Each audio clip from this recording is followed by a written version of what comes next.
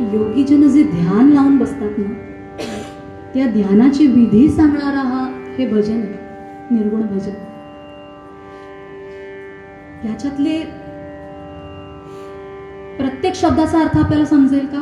कदाचित नाही. पण त्याच्यातली जी आर्तता आहे ना, की मी कसं परमेश्वराशी एकरूप होईल, ते मला जसं समजलंय ते मी तुमच्यापर्यंत पोहोचवण्याचा प्रयत्न करते.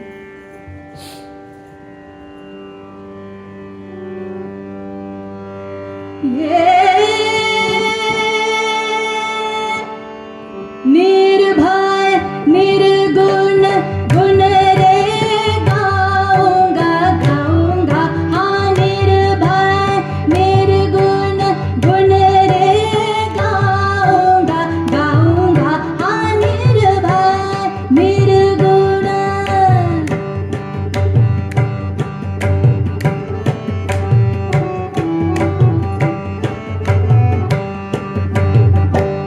मूल कमल दृढ आसन बांधोजी, मूल कमल दृढ आसन बांधोजी.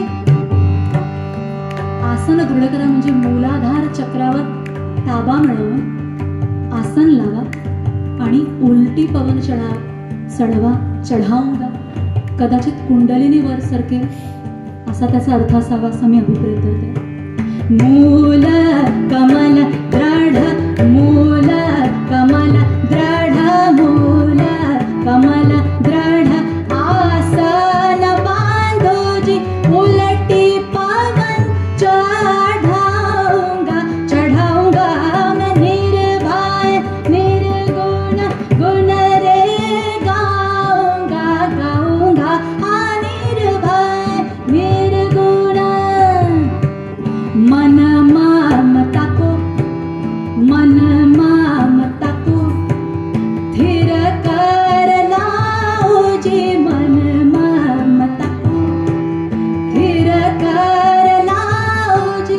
मन, भावना, आशा, अपेक्षा या सगळ्यांना, माया मोह या सगळ्याला स्थिर करत जाईल आणि पांचों तत्व मिलाऊंगा.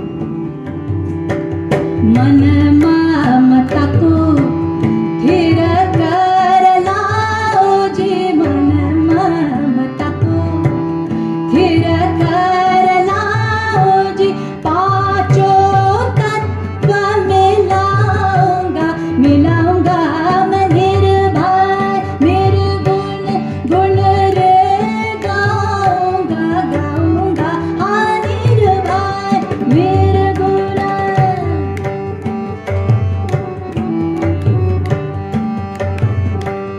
पिंगला पिंगला पिंगला पिंगला ओ इंगला पिंगला, सुख मन नाडी जी. इंगला आणि पिंगला या नाड्या आपल्या शरीरात असतात. आपल्या डाव्या बाजूची जी नाडी ती इंगला, डाव्या नाकपुडीने जो आपला श्वास चालतो ती इंगला, आणि उजव्या नाकपुडीने जो आपला श्वास चालतो ती पिंगला. आपल्याला एका वेळेला एकच नाकपुडी जास्त कार्यरत असते आणि दुसरी कमी कार्यरत असते, आपल्याला माहीतच नसते. तर या दोन्ही नाकपुड्यांमध्ये चालणाऱ्या श्वासाच्या प्रती अवेअर राहत गेल्यानंतर मग कुठेतरी अशी वेळ येते ज्या वेळेला आपण दोन्ही नाकपुड्यातनं एकत्र जाणारा श्वास अनुभवू शकतो. ती नाडी आहे तिसरी, सुषुम्ना, जिला सुखमन नाडी असं म्हटले. ती नाडी जेव्हा आपल्याला अनुभवता येते त्यावेळेला त्या त्रिवेणीचा संगम होऊन ब्रह्मानंदात न्हायला होतं त्याचं वर्णन.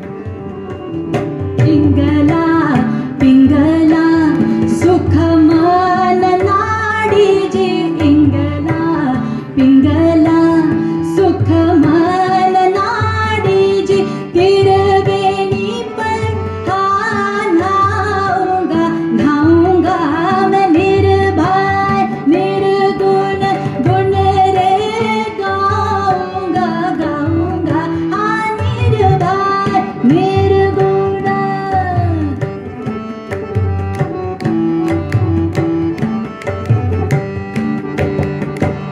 पाँच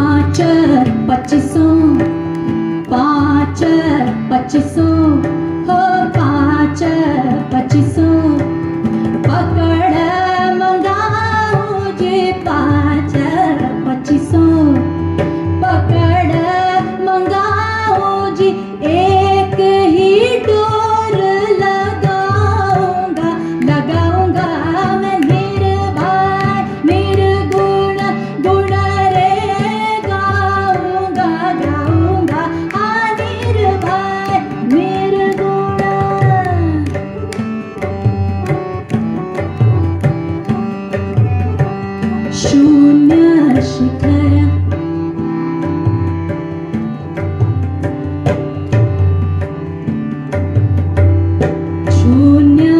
शिखर पर शून्य शिखर पर शून्य शिखर पर शून्य शिखर पर अनहत पाजे जी शून्य शिखर पर.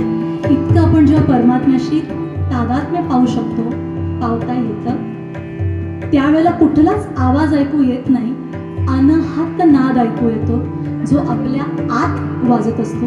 अनहत अनाहत म्हणजे जो कशावरही न वाजवता निघणारा नाद आहे, आपल्या आपण उमटणारा नाद आहे. जेव्हा शून्य शिखरावर माणूस पोचतो तेव्हा त्याच्या आतला अनाहत नाद त्याला ऐकू येतो.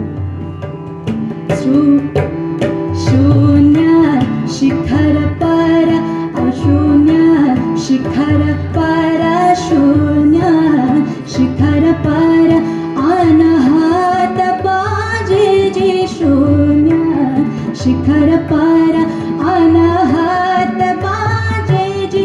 राग 36 सुनाऊंगा सुनाऊंगा निर्भय निर्गुण गुण रे गाऊंगा गाऊंगा हा निर्भय निर्गुण.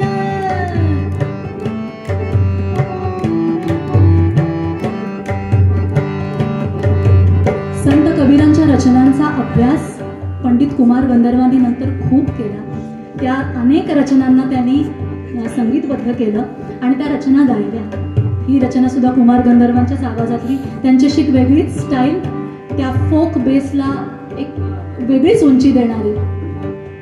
कहत कबीरा कहत कबीरा हो कहत कबीरा हो कहत कबीरा सुनो भाई साधो जी कहता कबीरा हो कहता कबीरा सुनो भाई साधो जी जीत निशान घुराऊंगा.